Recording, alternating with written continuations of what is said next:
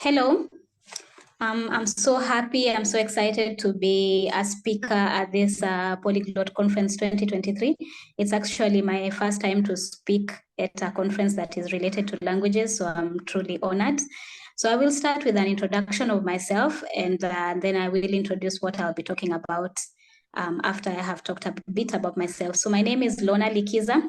I come from Kenya. I live in Mombasa, which is a coastal city. I am a published children book author, also a writer. I contribute to some newspapers in Germany, and I'm also a founder of Heroe Book Fair. And I teach French through online through my YouTube channel at Learn French with Likiza, and also on Instagram, Learn French with Likiza. And I speak 3 languages. So my first language is Kiswahili, which is the official language in Kenya. And then I speak English as my second language, which I usually like calling it a language of instruction. I call it the language of instruction because when you come to Kenya, English is what is used for instructing. So in schools, at workplaces, if you're looking at directions in Kenya, most of the time they're always in English. And I also speak French as a third language, which I started learning when I was 9 years old in school. And it's been a part of me over the years. And in addition to that, I comprehend 2 more Kenyan languages. So I comprehend Embu, which is my mother's language, and I also comprehend Kikuyu fully. I can speak a bit.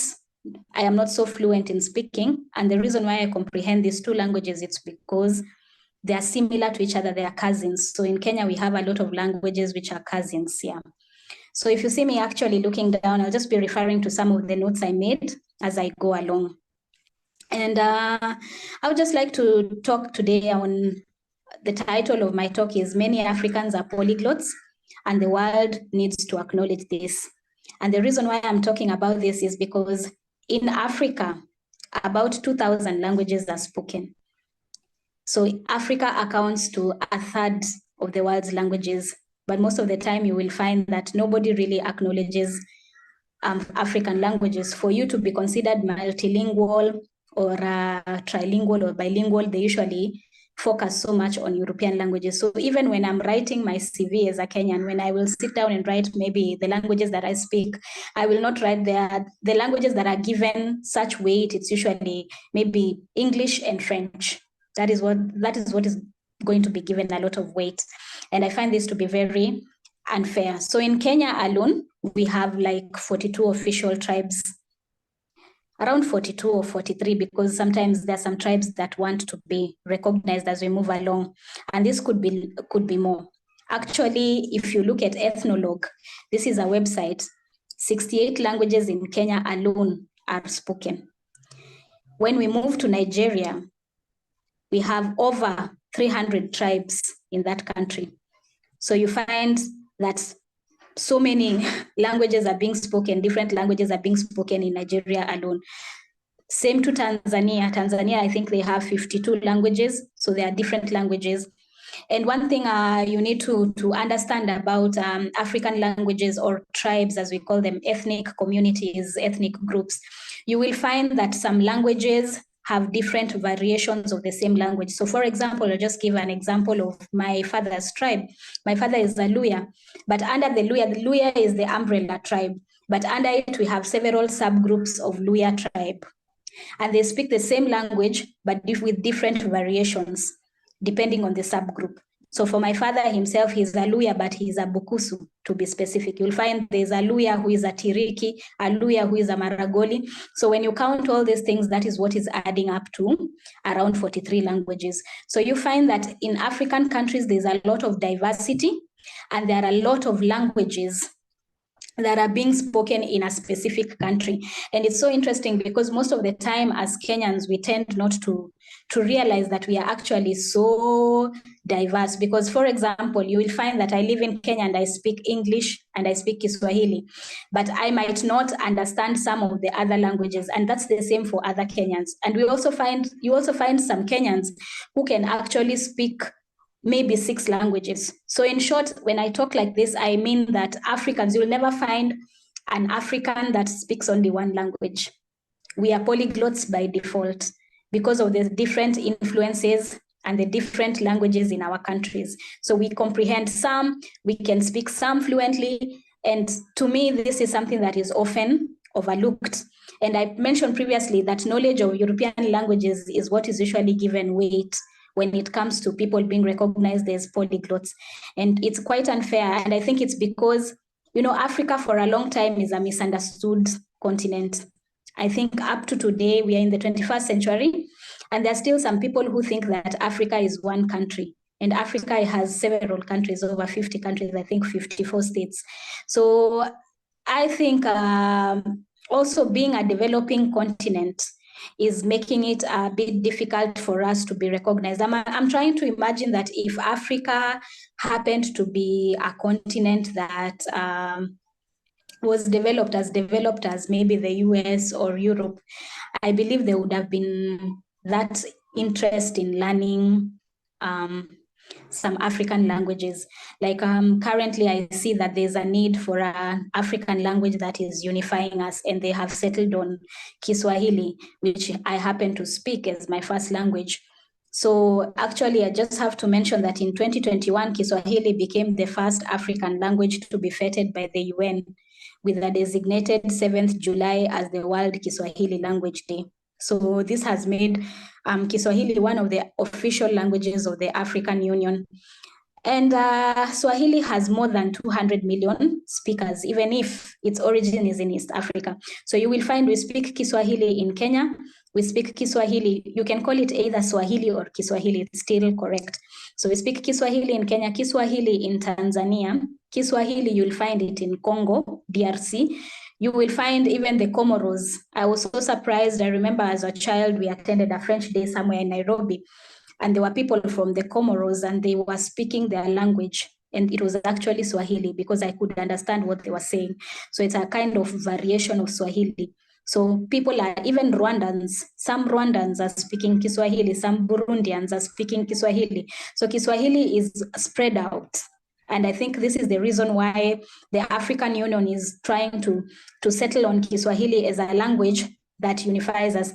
And also you will find that Southern African countries like South Africa and Botswana have since started incorporating Kiswahili in their curriculum. So they are learning Kiswahili in school. It was very interesting when I was researching for this talk that I discovered that even some universities in the US are offering Kiswahili as a course. I have seen also some African Americans, they have that interest in Kiswahili. So I've seen the Kwanzaa, I think it's a celebration. I don't have much information about it, but I see them using some of the tenets in that celebration. They're usually in Kiswahili. They're using the Kiswahili language. But for me, I feel like one language in 2,000 languages as a unifying language is really little. Because when I look at Europe and I look at Italian, and you see there's Spanish and there's German, and of course there's the English language. There are so many languages in Europe that are also considered to be equally as important. So for me personally, I feel that if you want to settle on one language alone in 2,000, that is too little. So for me, I feel like we need more African languages to be recognized worldwide. And I like what South Africa has done. South Africa has recognized 12 official languages, including sign language in their country. So for them, they are trying as much to recognize those languages. And for me, I feel like there's an issue also in Uganda, because during, I'm not sure if people are aware of this, but I'll just talk about it anyway. In the 70s, Uganda was unfortunate enough to have Idi Amin as the president, and he was a dictator. So during that time, the soldiers would use Kiswahili, and they would use that Kiswahili to brutalize people.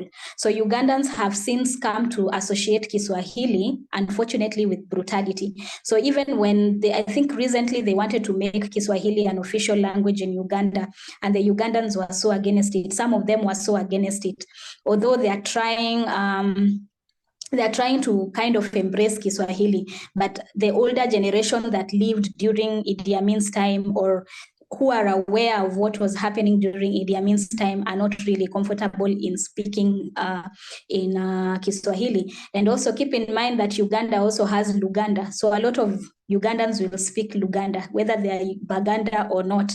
that is the language that they will speak in. So for me, I feel like if we can have maybe some additional languages per region, because you see, like myself, I come from East Africa. In East Africa, it's not only Kiswahili being spoken. We have Kinyarwanda from Rwanda, and we have Luganda from Uganda. Why not include Luganda and Kinyarwanda? And why not make it also something that can be learned even by Kenyans or can be learned by Tanzanians, so that at least we have maybe 3 languages that are at the identification of East Africa. You move to West Africa, we have so many things being spoken in West Africa. We have Twi from Ghana, we have Yoruba, Igbo from Nigeria. We have so many other languages there in West Africa that some of them I don't even know as an African. You move to Southern Africa, of course, we have Zulu. South African words are very difficult for me to pronounce, so I'll just talk about Zulu, but we have so many other things being spoken in Shona from Zimbabwe.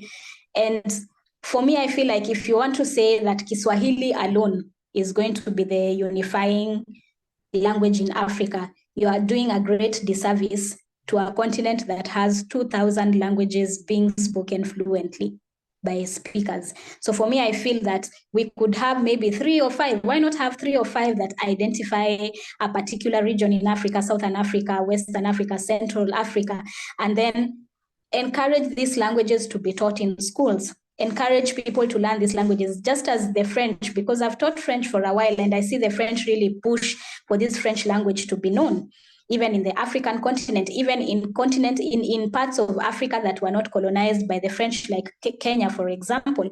So you find that there are a lot of Africans who are now speaking French, even if they were not colonized by the French. So I feel when we push for languages, more languages to be recognized as unifying languages for a particular region in Africa, then there will be a need for people to learn that language. So imagine if East Africa was identified as a region in Africa that speaks Swahili, Kinyarwanda, and Luganda. There'll be a reason for people to want to learn. And the more people learn, the more a language grows. So you grow the number of speakers of a particular language. So, and the language also, of course, spreads and develops. And you can even find that in Kenya, on the coastal region, I live in the coastal region of Kenya, the Kiswahili that is spoken here in coastal region, it's very different from the Kiswahili that is spoken inside Kenya, where they call it Bara. And I mentioned even in my description for this talk, I mentioned that I will mention some things in Kiswahili and I will explain why I'm speaking in English. For me as a Kenyan who has grown up as with the language of instruction being English, it's very difficult for me to express myself in Kiswahili in a professional setting. So for example, sitting down here for the Polyglot conference, for me, the first language that comes to mind is English, because all through my schooling, I was told, speak in English. English is the language of education. English is the language of learning. So for many, many Kenyans, it's very difficult for us to sit down and express ourselves in Kiswahili. Yes, when I leave this Polyglot conference and I maybe go out of my house, I revert back to Kiswahili. If I'm speaking with family members, I revert back to Kiswahili.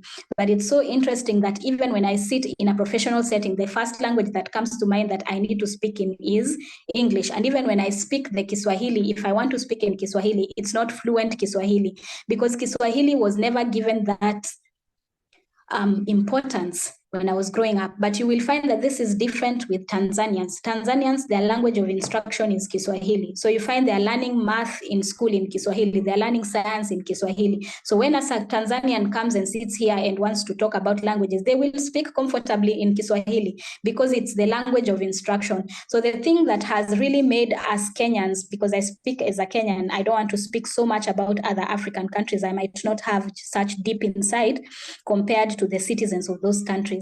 The thing that is the problem with Kenya is that the language of instruction has always been English. So for us, Kiswahili has always taken a backseat. And I see it even when I'm living in Mombasa. When I moved to Mombasa, I was surprised. Yes, Mombasa, they speak that coastal Swahili that is so flowery and nice. But the children of this generation who are in school, they are speaking in English. They are playing in English. So I see myself I see a Kenya that will have children who can't really express themselves in Kiswahili because the language of instruction, they're being told now the language of interaction. Because for me, the language of interaction was Kiswahili. For them, the language of interaction has changed and become now English. So you can imagine being in school, language of instruction is Kiswahili, being at home, playing is English, sorry. Being at home, playing in English, it is very difficult for this person to express themselves in Kiswahili. Yes, they understand Kiswahili. Yes, they can speak it, but it's sitting somewhere at the back of their minds, and it's not a language that is being encouraged to be used. And I think the reason why we are having these issues in Kenya and maybe other African countries is because of colonization. So we were colonized by the British, and the British really did a good job in ensuring that we did away with what was initially ours, and Kiswahili took a backseat. And for a long, long time in Kenya, to speak in Kiswahili, it means you're unlearned. But to speak in English, it shows that you are educated. And so many people wanted to be taken seriously, because you're only taken seriously if you are educated and can express yourself in English. So for me, I feel that maybe we need to change our approach as a country when it comes to languages like Kiswahili, maybe include it also a little bit more. Because in my time when I was in school, yes, I was learning Kiswahili as a subject, but the only time that we were being taught in Kiswahili is during that one subject of Kiswahili. The other times we were being taught in English. And for somebody like my mother, the people who were born in the 60s, they did not learn Kiswahili in school. They didn't take Kiswahili as a subject. So for them, it's even difficult for them to express themselves in good Kiswahili. But here in Mombasa, Kiswahili is so much used because, of course, the Islamic religion also really, it's very huge on Kiswahili as a language. And of course, we have the Swahili tribe at the coast. So they are the ones who are the originators of Kiswahili language. So them, that influenced the Swahili coast, because Kenya and Tanzania, and I think all the way to Mozambique, it's the Swahili coast. So there's that influence of Swahili. Those are the original speakers of Kiswahili. So we actually have a tribe in Kenya, the Swahilis. And I think that is the reason. And I see it a lot even in the Islamic religion, that there's a lot of Kiswahili being spoken. So for me, I feel that even before we think of using Kiswahili as a unifying language, we need first to see how we can make Kiswahili become more of a language of instruction. And we need to find out ways that maybe try and change the narrative that Kiswahili is a language that is spoken by people who have not been to school. So once you change that and maybe include more subjects that can also be taught in Kiswahili, I think this would change a lot. We just have to address the issue of the language of instruction in our countries. And also, as we address those issues, we also include more languages that are going to be recognized as unifying languages in Africa. And I think when Africa does this, the rest of the world will start to realize it's not only Kiswahili, because right now I see there's a lot of interest in Kiswahili, even from Germany. There's some Kiswahili speakers. I see people learning Kiswahili. Let them know that Africa is much more than Kiswahili. Africa has Yoruba, has Zulu, has, I don't know if I'm pronouncing it correctly, Xhosa from South Africa. They have all these different tribes. So if we have like maybe 8 for a start, unifying languages in Africa, I think this would make the rest of the world pay attention. And you see also another thing, Africa is developing. And I would like to think that in 10 years' time, the Africa of today will not be the same, in 10 years' time, because Africa is developing on a daily. This is something that the rest of the world tends to ignore. Africa is growing technologically. Africa is really growing. I was in Nairobi the other day. I left Nairobi in 2017, and I go back to Nairobi, and I realized that in just 10 years, skyscrapers are all over. You cannot really recognize the Nairobi of 2013. So this tells you that Nairobi is growing. And I remember there's a friend of mine, she's from Germany, and she said, I was here also some years back, and I've come and I'm surprised that Nairobi is really growing. And it's not only Nairobi, it's all over Africa, this growth spurt is taking place. So as we keep developing, I think the world will pay attention. And I think if we have more languages that are unifying us as Africans, then there will be an interest from the rest of the world to recognize African languages. We just need to be very proud of our languages first before we even think of unifying languages. We need to do away with that colonial mentality that was instilled in us with regards to our languages. And also I work heavily in the African literary scene, and I see nowadays that there's a renewed interest in in writing in our African languages. Of course, we have Ngugi wa Thiong'o, who is a prolific Kenyan writer. He's in his 80s right now. And Ngugi has always been so vocal about writing in your own, we call it mother tongue, sometimes vernacular. Although some people say vernacular is not really a nice term to use for our languages, our own African languages. So I'll just go with mother tongue or languages. So Ngugi wa Thiong'o has been writing in Kikuyu. He has published books in Kikuyu, and he has always been a very strong advocate for people to write in their languages, native languages. So even currently, as I speak, I am seeing a renewed interest. We have, there's an outfit in South Africa called, South African platform called Puku Books. And what they do, they have an emphasis on children literature in African languages. Because like I mentioned at the start of my talk, that South Africa has 12 official languages officially recognized languages. And they feel the need to have children's books in these languages so that children can get to read in their own native languages and get to be comfortable in their own native languages. And I think this is a very good approach, because if you start this approach when children are younger, I believe that it's going to really change a lot. And also in Kenya, we have a platform called Itwika. So this platform is very huge on writing in languages. Now, there's something that I forgot to mention that I feel I should mention. It's very interesting that in Kenya, if you grew up in the village, your chances of speaking your native language fluently is very high. But if you grew up in the towns like I did, because my parents, they were working in town. So I was born in town. We used to call it town. Now it's a city right now, I think, where I grew up. And they were different tribes. So for my parents, they couldn't understand the tribe of the other. So the language that they used in the house was Kiswahili. And that's why Kiswahili became my first language. But if somebody grew up in the village where everyone around them is speaking the same language in Kenya, you will find that this person, their first language is mother tongue. So they can speak mother tongue. And we have these people who are writing in mother tongue. There's somebody that I know who's writing in the Kisii language in Kenya. So this person can write in mother tongue. This person can speak mother tongue and can speak in mother tongue. So imagine that they have the power to write in their mother tongue and they have the power to speak in their mother tongue. But for someone like me, I don't have that power to write in my mother tongue and to speak in my mother tongue. So what do? I write in the language that I'm most comfortable in. And this is the reason why, as a writer and as a published children's book author, I write in English.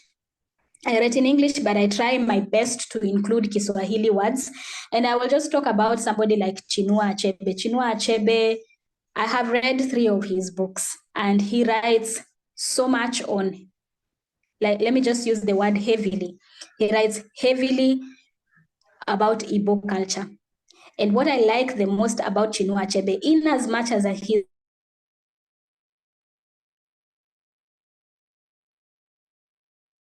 that there was a call coming in. As much as he's writing in English, he's trying his best to incorporate the Igbo culture because he comes from the Igbo community, and he's including also words in Igbo.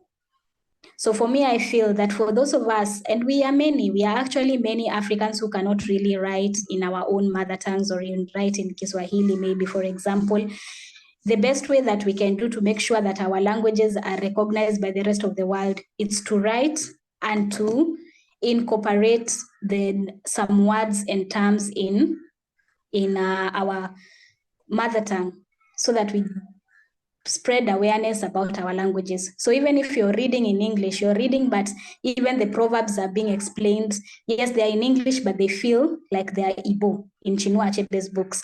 I also happened to attend the Makondo Literary Festival last month, and Jennifer Nansubuga Makumbi was in attendance. She's a Ugandan writer, and she says that she tries as much to write and mention some words in Luganda without explaining what they mean, because she mentioned that when white people write in their own languages, they never explain some things to us. They would never explain, like they would write about things and not really see the need to explain. It was expected that we were going to understand what they are talking about. So it's about time that us Africans, we became also confident in our languages. If you want to be recognized as the polyglots that we are, we need to write and also talk about some things. By the way, if you're reading a book and you see a word, I'm sure by the end of that book, you would have understood exactly what this word I encountered means. And this is what I found myself understanding when it comes to Chinua Achebe's books. He'll write and mention things in Igbo.